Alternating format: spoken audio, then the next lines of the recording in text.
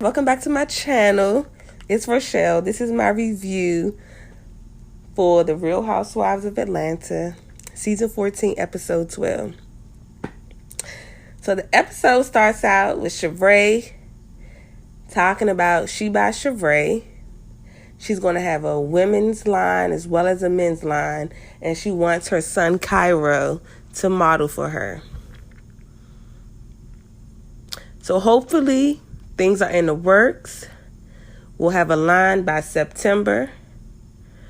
She said joggers, hoodies, and sweatshirts. So I'm rooting for Shavray. Hopefully Shavray pulls through and we get everything that she's saying in September. So Ace is having a birthday party. He's going to have 2 birthday parties. He's turning 6. He's going to have a birthday party during the week, and then he's going to have an even bigger birthday party on the weekend. I think that is so nice. It must be nice, okay? I think that is so... Ace has grown up. Blaze, she's so cute. She looks exactly like Kandi. Brooklyn, she's so cute. Such a happy little baby. They were at the party. Ace's cousins. Kandi had like a little video game truck outside for the kids. It was really, really nice. Kandi says she likes to go all out for, her children's birthday parties, as she should. She has the finances, and she wants to make them feel special, and I think that's really nice. So Marlo is at her place of business, Le Archive, and Sheree and Sonyas shows up. And then on the screen, it shows that Marlo is renting a Louis Vuitton swimsuit for $225 per day. I'm not knocking nobody's hustle. But if it's $225 per day, 2, 4, 6, 8, roughly 4 days, you're paying $800. You might as well go and purchase a swimsuit for yourself. I'm just saying. Maybe somebody wants to just wear it for a day, but if you plan on wearing it for a week, you can purchase your own swimsuit on Louis Vuitton website. I guess a different item will be worth paying the amount per day if it's maybe for a special occasion or something. But a swimsuit, in my opinion, I feel like you should just purchase your own swimsuit from the actual website. And I'm not knocking Marlo's hustle. It's a really good concept. I just think some items, they're worth just purchasing on your own. That's just my opinion. But I think Marlo has a good, wardrobe. The items that she has in her closet, that's for rent. They're really nice. So I'm not taking that away from Marlo. Just a swimsuit, in my opinion, to me, is not renting for $225 per day. Marlo states that she misses the boys. And one of the nephews, Michael, he misses being at home. But the other one, he's more relaxed at her sister's house. He's playing Roblox all day, and just doing, I guess, what he wants to do.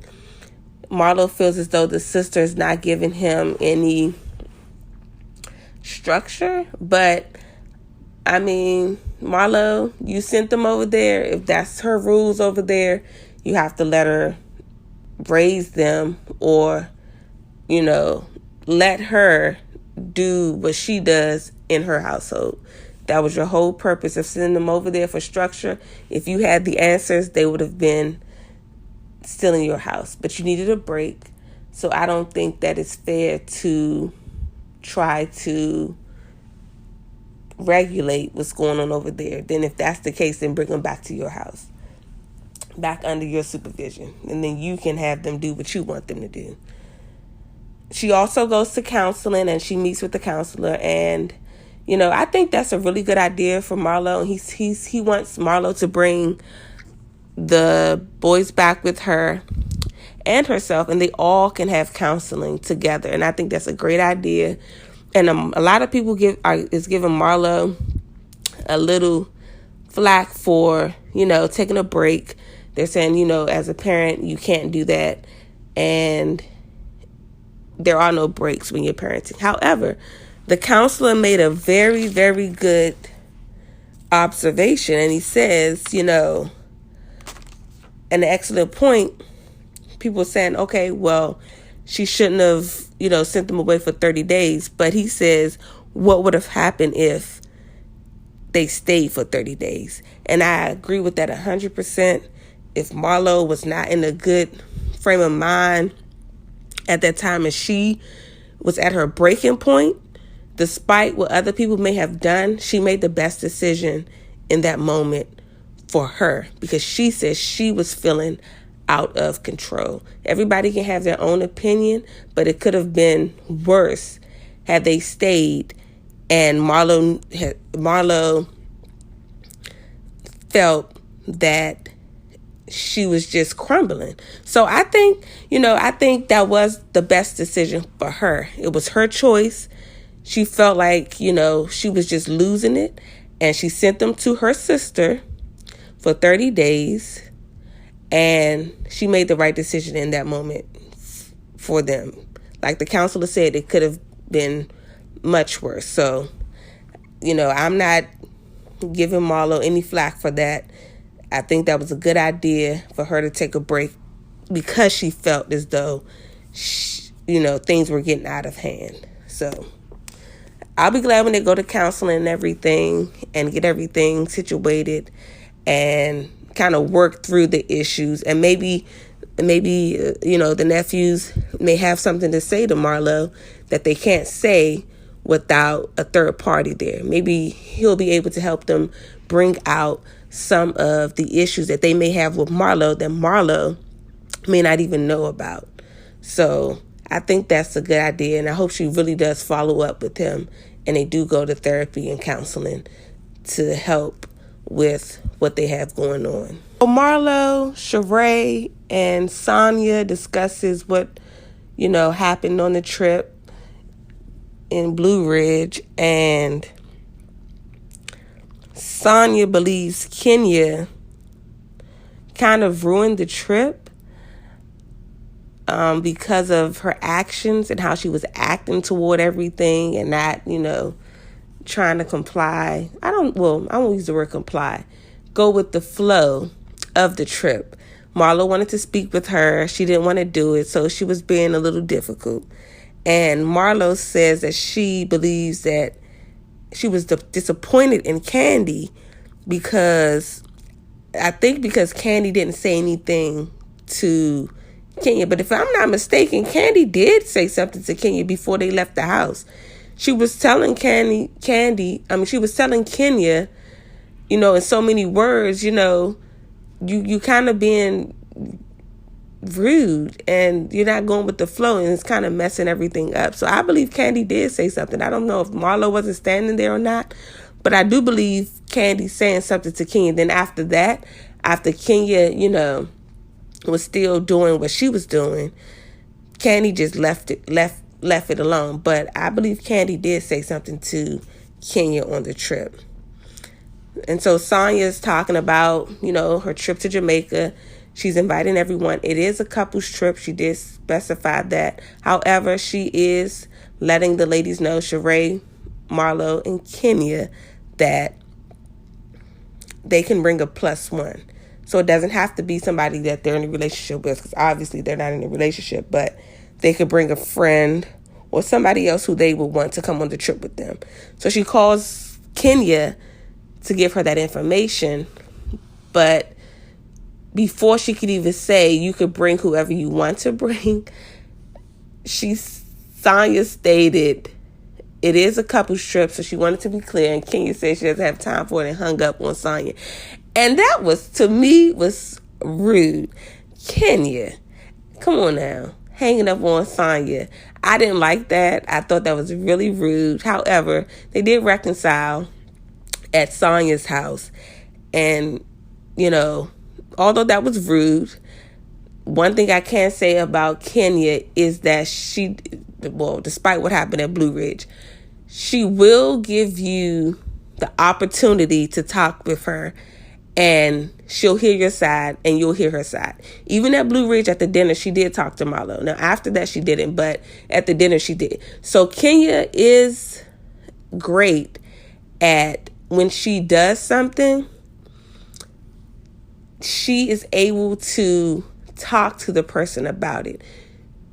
She owned it, and she stated why she hung up. She hasn't been in a relationship. Sonya knew that she wasn't in a relationship. She's been going through a lot since her divorce, and she felt as though Sonya was trying to, be funny, and she didn't find it funny. And Sonya apologizes, and she says, I didn't get a chance to finish. You could bring a +1. It doesn't have to be with somebody that you're in a relationship with. And they ended up laughing and kind of just moving on and laughing about it. So I think they got everything together, and I think they'll be fine. So we go over to Kandi's house, and it's Todd, Kandi, Kayla, and Riley. They're having a meeting because Todd and Kandi wants to get, the trust fund in order if there was something that was to happen to both of them, or at least one of them. They want to have things in order to where, the money and everything and the assets could be dispersed to the kids, and that they won't have to worry about anything. Now, Kandi and Todd has a difference of opinion, and Bravo is so shady when it's not funny. Bravo is shady because they listed all of the assets that Kandi had. Publishing, song publishing, Kandi Factory, Bedroom Kandi, a house, a guest house, Mama Joyce's house, Tag's Boutique, and then they listed what Todd had prior to the marriage, which was the New Jersey condo, and then they listed the assets that they have together, which is restaurants and real estate. I said Bravo is shady for that, but I got to give it to Kandi. Despite what people may feel about Kandi, Barris, Tucker, Kandi is a boss, and Kandi makes things happen. Kandi puts her mind to something and she accomplishes it. Kandi is a self-made millionaire. Kandi, I believe, doesn't get the credit that she deserves. And Kandi really started out when she was in high school with Escape. And the issues that they had with Escape and everything, you hear about how some child stars, they have a career, they start out and then the career goes away and they don't accomplish anything. And that's just the gist of their life. They let that stop them. The issues that Kandi had with Escape, Kandi did not let that stop her. Kandi kept moving forward. Kandi started writing songs. Mama Joyce, in previous seasons talked about how she had to work at a pie factory and worked really hard to get Kandi everything that she needed to be a part, to go on tours, to be a part of the group. And that's why Kandi and Mama Joyce, that's a sensitive spot for her, because she knows how much her mom sacrificed for her to have what she has today. And, Mama Joyce deserves credit for that. She was right there with Kandi, and Kandi was in high school. So, I take my hat off to Kandi. I have great respect for Kandi when it comes to everything that she has accomplished and is accomplishing. Kandi does not stop working. Kandi is working over and over and over again, and she creates jobs for other people. She gives back to the community. She gives jobs to people in her family, people in the community. So when it comes to that, I have nothing negative to say about Kandi. Now, I said that to say, when it comes to the trust, and, I know that Kandi and Todd is married, and I know the relationship is not all about money. However, Kandi, Riley, and Kayla all agree that Todd is a little strict when it comes to the finances. When it comes to, being a little bit more lenient and a little more giving, a little more lavish with money to the kids. And Todd believes that they need to work hard for everything that they get. Kandi doesn't see it that way. And no offense, if Kandi wants to have the trust to where, she wants to give maybe Riley a little more money than what Todd would want for Riley, that's Kandi's decision. Kandi worked hard for her money prior to the marriage. And yes, Bravo was being shady, but it shows all of the things that Kandi had accomplished prior to her being married to Todd. It's just the reality of it. It's reality. So if she wants to spoil Riley, despite what other people may feel, because she bought Riley a Porsche. I didn't have an issue with it if Kandi could afford it. She bought her daughter a Porsche for her birthday. I think, how old was she, 18 or 16? So if she could afford it, she bought it for her. I didn't see anything wrong with it. I feel like Kandi should be able to do that because she did earn the money prior to them being together. It would be different if, it was the opposite way. But it's not. And I can't say how Kandi could spend her money.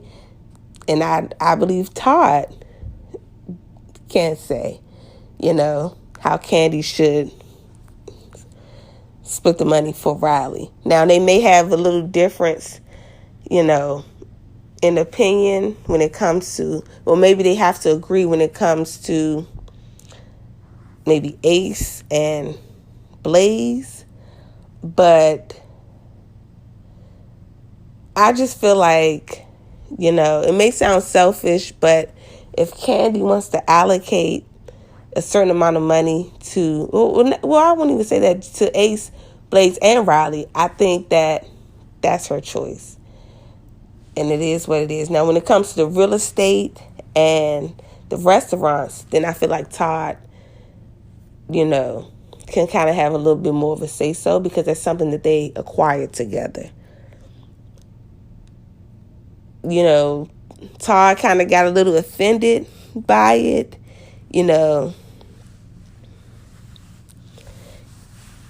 He doesn't agree with it, but it's going to be tough for them to kind of come to an agreement because it's so one-sided because of how much money Kandi made prior to them being married. And that's a huge difference.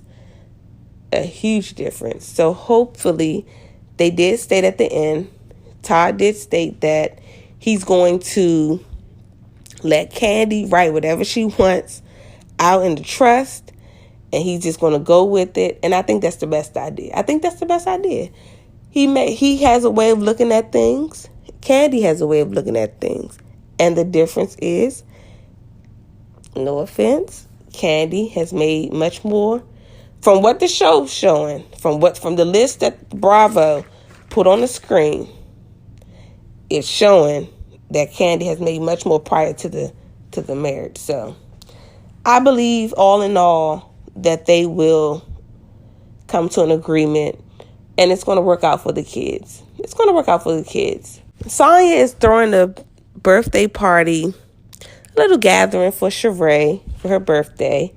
And the ladies come over. Everybody looks really nice. Sheree looks really nice in her Gucci outfit. You know, Sonya says that she has the party catered. But it seems like everything is not going right. They're trying to take pictures at the photo booth and everything, and it's not working. And Drew and Kenya is shading Sonya's party. Drew gets on my nerves sometimes, but Drew said, is this Deuce's birthday party? It looks like a Party City birthday party. And she has a twist off wine bottle. And her and Kenya is over there laughing at Sonya. I think that is so tacky. I think that is so mean, but it's funny. It's the thought that counts because, you know, I guess it was last minute. You know, and Kenya was talking about the food and everything. But I think they were just making light of the situation. I don't think they were doing anything that was really, really horrible. They were just making jokes about the party. And it did look a little... It looked a little Party City, kids party. But it's the thought. You know, she doesn't know Sheree for that long. So I'm pretty sure she's not going to spend that much money on a party for Sheree. So, all in all, the party was a nice gesture. Now, when Drew comes to the party, I don't know if everybody bought a gift, but according to the show, it showed that Drew did not bring anything. And I think that's very tacky. Drew is saying that she didn't bring anything because what happened with her and Sheree, well, her and Fatum in Blue Ridge. What does that have to do with Sheree? Even still, you came to the party, though, for Sheree. So you not bringing her anything is tacky. If you didn't want to get her an expensive gift, you could have at least brought a bottle of wine or something, some alcohol, something, put a bow on it. That's the least you could have done. But to not show up with anything, that's very tacky. And she did that in the previous season when she brought a wig to the party and it was like $1,000 limit. So I think Drew is really cheap and tacky. And Drew should not show up to these events if she's not going to have gifts. I just believe that. Don't show up. Just don't come. Because you could bring something, a gift card, something to the party. So her and Sheree starts to get into it. Just about the trip. I mean, it wasn't that much that Drew was talking about. Drew is mad at Sheree for Fatum, which is very odd. And then she wants to call Sheree old and all of this other stuff that wasn't even like. And it's like, Drew, you want to argue at every event. You can't just be there and be in peace and just have a good time. Drew always wants to make a scene about something. That was not even, Fatum wasn't even there. Why are you arguing with Sheree about what Fatum did? It was just a pointless argument, in my opinion. Pointless argument. But at the end of the day, she ended up singing Happy Birthday to Sheree. She sounded really good, though, when she sang it to Sheree. Because Sheree, I feel like Sheree don't even care, for real. Sheree just goes back and forth with her just because. But I really don't think Sheree cares what Drew is talking about. I don't even think Drew cares about what she's talking about. I think Drew just likes to argue for the sake of arguing. Half the time, the argument that she had at Sonyas house with Sheree didn't make any sense. You're arguing with Sheree like she's Fatum. Sheree didn't even do anything to you in Blue Ridge. So, Drew is a trip. Anyway, that's my review of season 14, episode 12 for The Real Housewives of Atlanta. If you like this video, comment down below, like, share, and subscribe. And I'll see you guys in the next review.